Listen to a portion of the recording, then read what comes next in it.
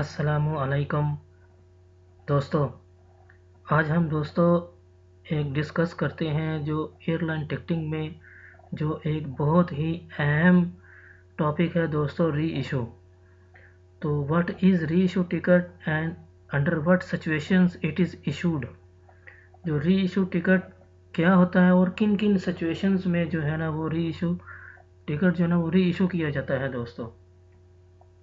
तो री issue ticket दोस्तों डॉक्यूमेंट है, टिकटिंग डॉक्यूमेंट है जो जो पहले टिकट इशू होता है उस टिकट को हम री इशू करते हैं।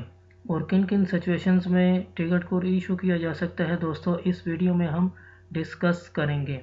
तो उससे पहले दोस्तों मेरे चैनल को सब्सक्राइब कर लें ताकि आपको हर नई आने वाली वीडियो का नोटिफिकेशन मिल सके।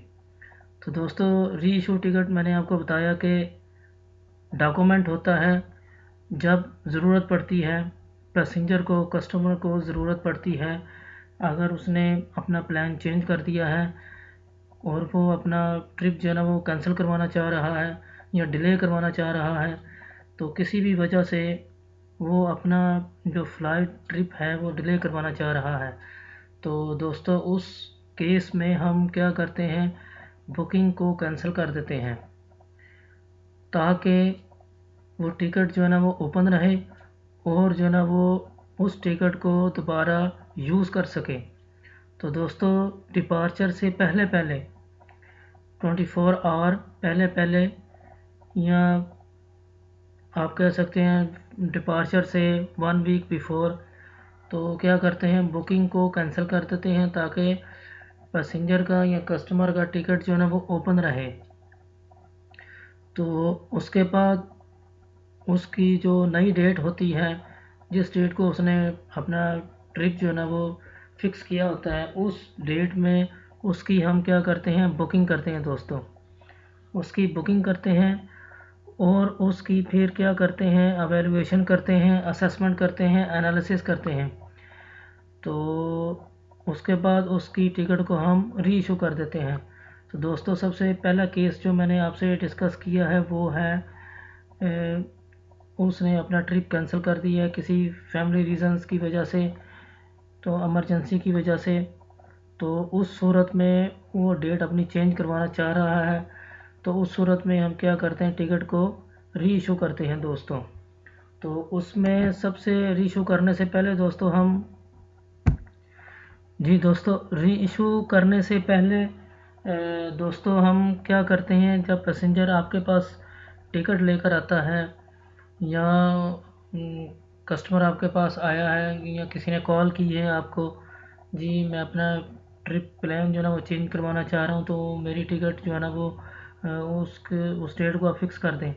तो सबसे पहले क्या करना है, हमने उसकी एवेलुएशन करनी है, असेसमेंट करनी है, एनालिसिस करना है कि उसकी जो है कॉस्ट निकालनी है आपने, री इशू कॉस्ट, उसका जो पहले वाला फेयर है और जो आपने नई बुकिंग करनी है उस डेट में उसका फेयर कितना आ रहा है, तो वो हम कैलकुलेट करेंगे उसकी मिनिमम री इशू कॉस्ट कितनी आती है।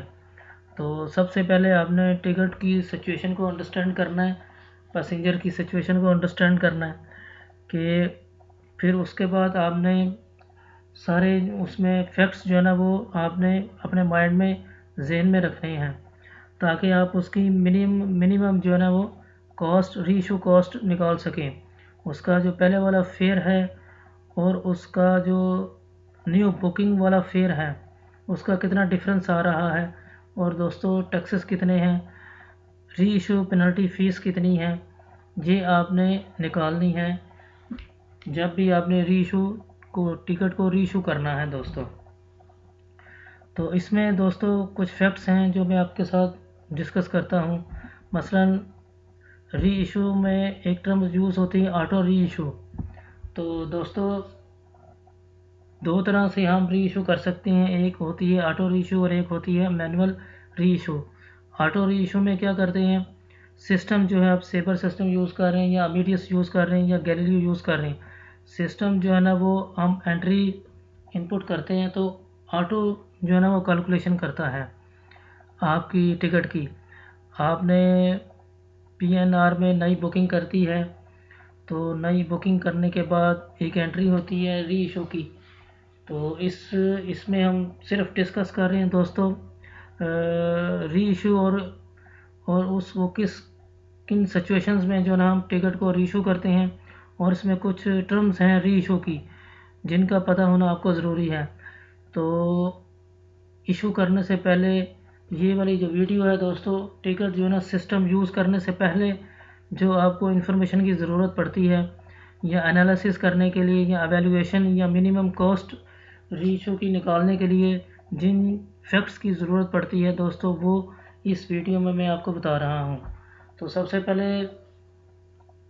देखते हैं कि ऑटो री इशू है या मैनुअल री इशू है। तो मोस्टली दोस्तों 70-80% जो है ना वो टिकट री इशू होती है सिस्टम के ऊपर। वो ऑटो ही कैलकुलेशन कर देता है, आपकी री इशू मिनिमम कॉस्ट निकाल के देता है आपको सिस्टम ही। तो सिस्टम से ही आपने चेक करके उसको बता देना कि जी री इशू कॉस्ट इतनी है। तो ये ऑटो री इशू और मैनुअल री इशू मैं आपको बता रहा हूँ कि मैनुअल भी करते हैं लेकिन कम ज़रूरत पड़ती है मैनुअल की। जब टैक्सीज वगैरह चेंज करने होते हैं आपने या ऐड करने होते हैं दोस्तों अपनी तरफ से, या कोई अपडेट इन्फॉर्मेशन टैक्सीज जो है ना वो चेंज हो गए हैं, कैलकुलेशन की आपने ऑटो री इशू इतनी आ रही है, लेकिन करंटली जो है उसके टैक्सीज वगैरह आपने एयरलाइन की तरफ से कोई इन्फॉर्मेशन रिसीव की है तो उस इन्फॉर्मेशन को अपडेट करना है आपने। तो उस वक्त हम क्या करते हैं, मैनुअल री इशू की तरफ जाते हैं, अदरवाइज़ हम ऑटो री इशू करते हैं। तो ये दोस्तों एक टर्म है, इसमें री इशू में हम यूज़ करते हैं ऑटो री इशू और मैनुअल री इशू। इसके अलावा दोस्तों new booking fair and taxis हैं। जब आपने न्यू बुकिंग एंड टैक्सीज हैं दोस्तों, तो जैसे ही आपने अपनी डेट चेंज की है, PNR नया क्रिएट किया है, तो उसमें दोस्तों हम फेयर चेक करते हैं, टैक्सेस चेक करते हैं, कम आ रहे हैं या ज़्यादा आ रहे हैं, तो उसके मुताबिक जो है ना वो आप अपनी बुकिंग करते हैं। तो री इशू में ये मेन चीज़ होती है न्यू बुकिंग फेयर कितना और टैक्सेस कितने आ रहे हैं। तो ये ऑटो आपको कैलकुलेशन सिस्टम करके देगा, तो आप कस्टमर को बता सकते हैं उसके मुताबिक।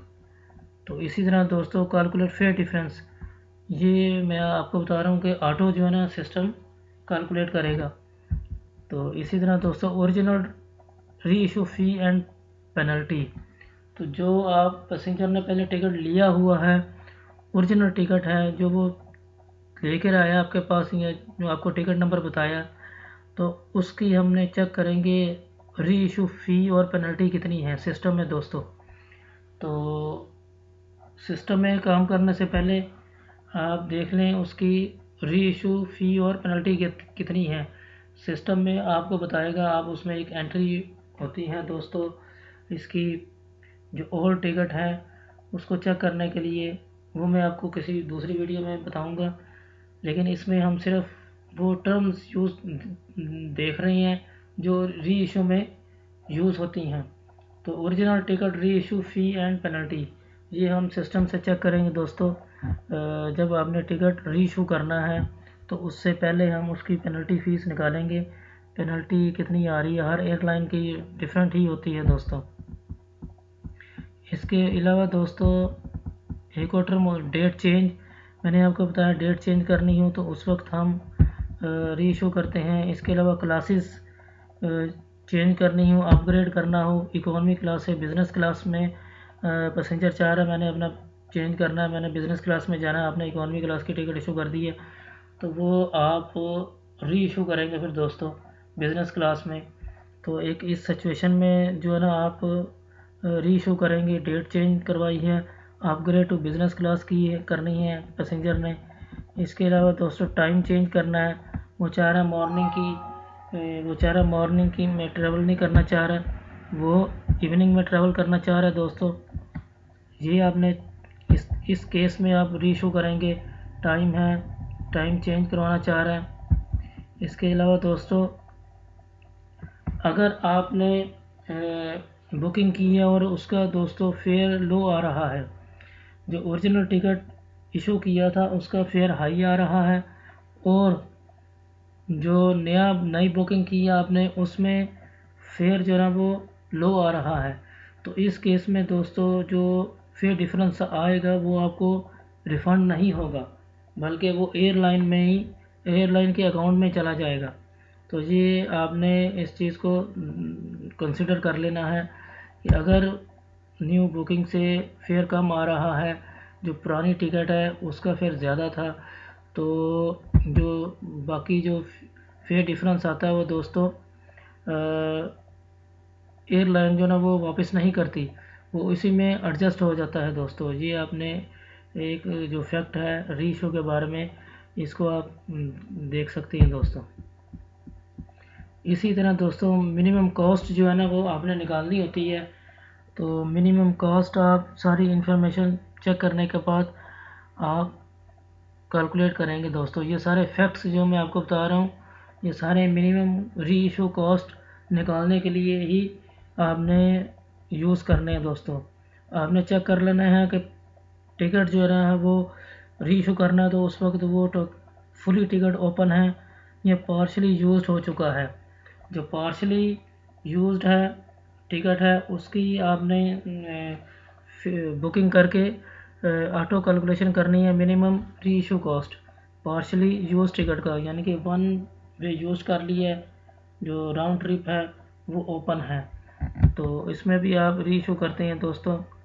ये एक केस ये है कि जो पार्शली यूज टिकट है वो भी री इशू होते हैं। दूसरी फुली ओपन टिकट री इशू। फुली ओपन टिकट मैंने आपको जैसे बताया किसी भी सिचुएशन में आप कर सकते हैं। तो फुली ओपन टिकट का मतलब है अभी पैसेंजर ने ट्रैवल नहीं किया, उसके कूपन्स जो है ना वो ओपन है, ना तो नो शो हुआ है ना ही उसके कूपन सस्पेंडेड हैं दोस्तों। तो इसमें फुली ओपन टिकट आपको मिलेगा, उसकी भी आपने मिनिमम री इशू कॉस्ट निकालनी होती है दोस्तों। रूट चेंज री इशू एक और केस है दोस्तों। इसमें हम क्या करते हैं, रूट जो है ना कई दफ़ा ज़रूरत पड़ती है पैसेंजर ने मसलन दुबई से रियाद की उसकी ओरिजिनल टिकट है, तो वो चाह रहा है दोस्तों दुबई से उसने रियाद ही ट्रैवल करना है, लेकिन वो जाएगा दुबई से जद्दा, जद्दा से रियाद।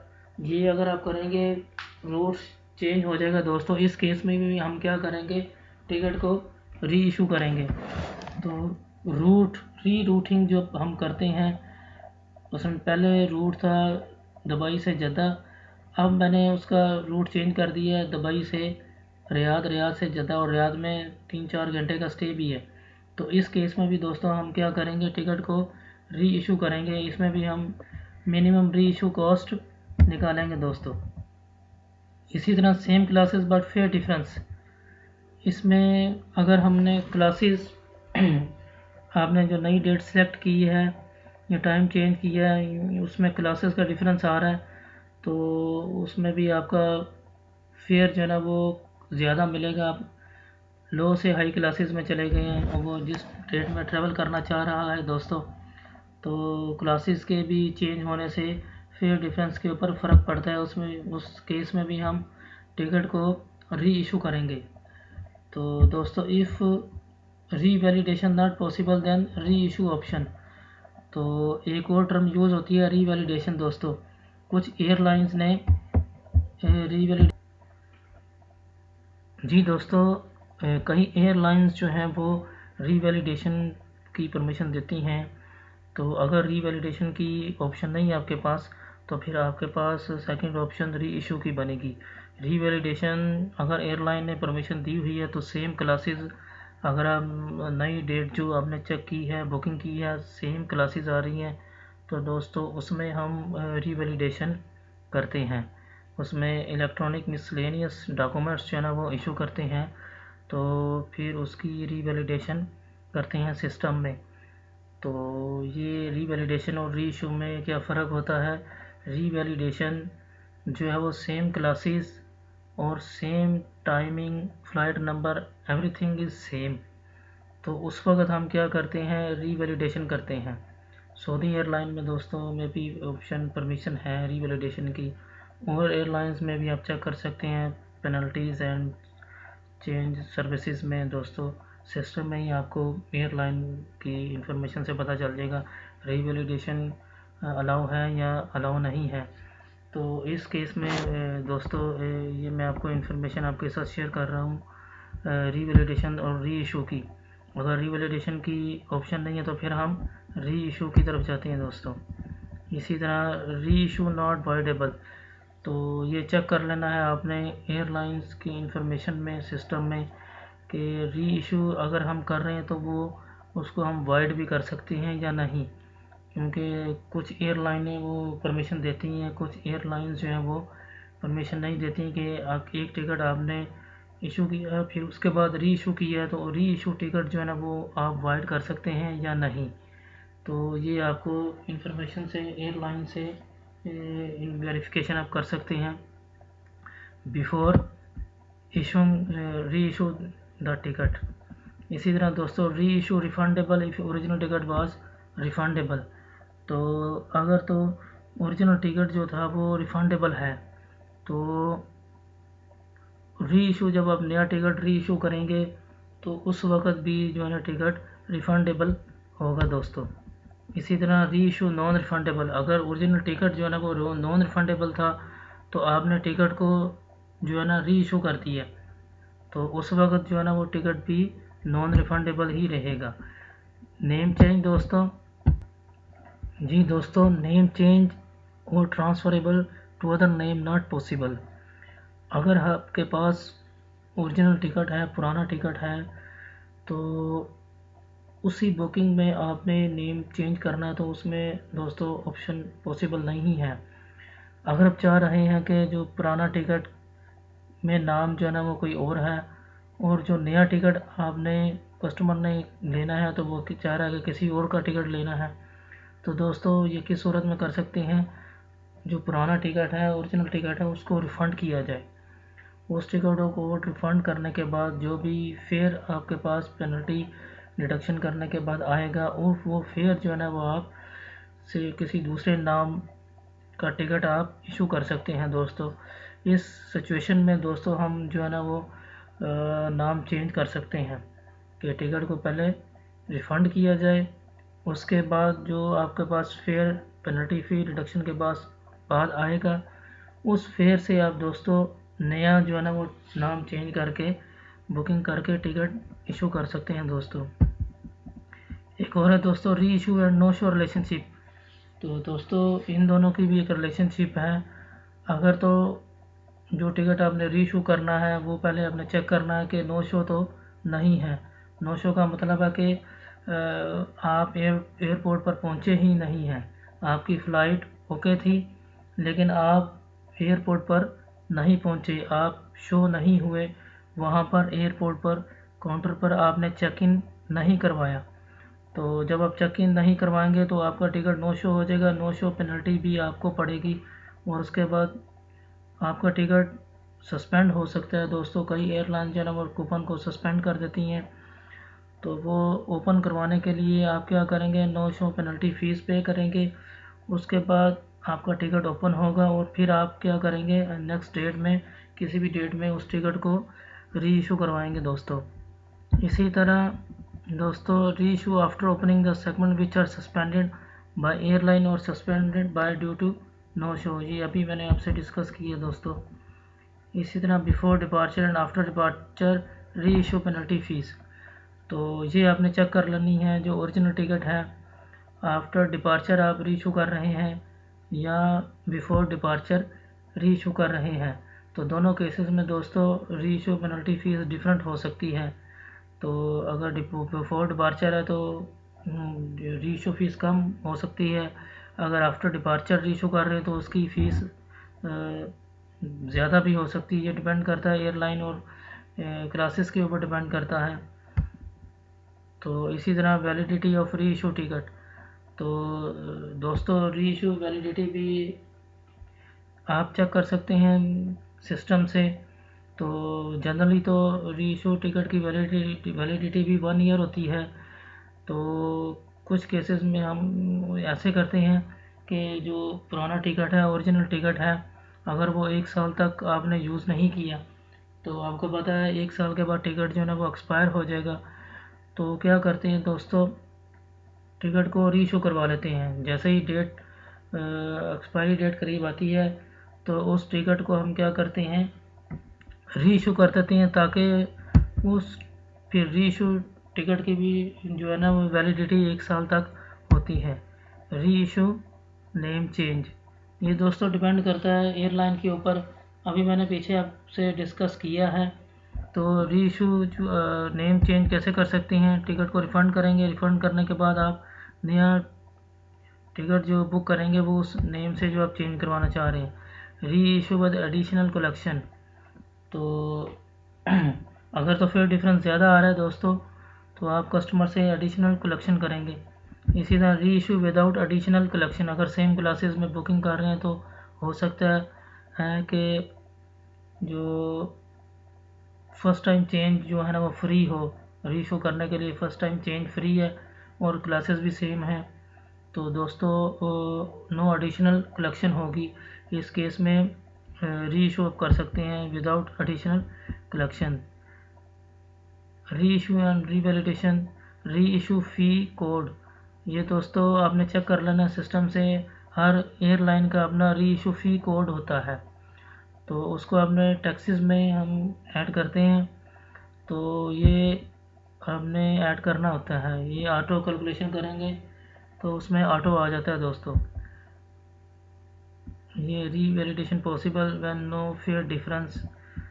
तो ये दोस्तों कुछ फैक्ट्स वगैरह थे री इशू के बारे में जो मैंने आपसे डिस्कस किए हैं। तो किन सिचुएशंस में, किन केसेस में जो है ना वो री इशू करने की ज़रूरत पड़ती है। तो सबसे पहले आपने, इसको समराइज़ कर देता हूँ दोस्तों।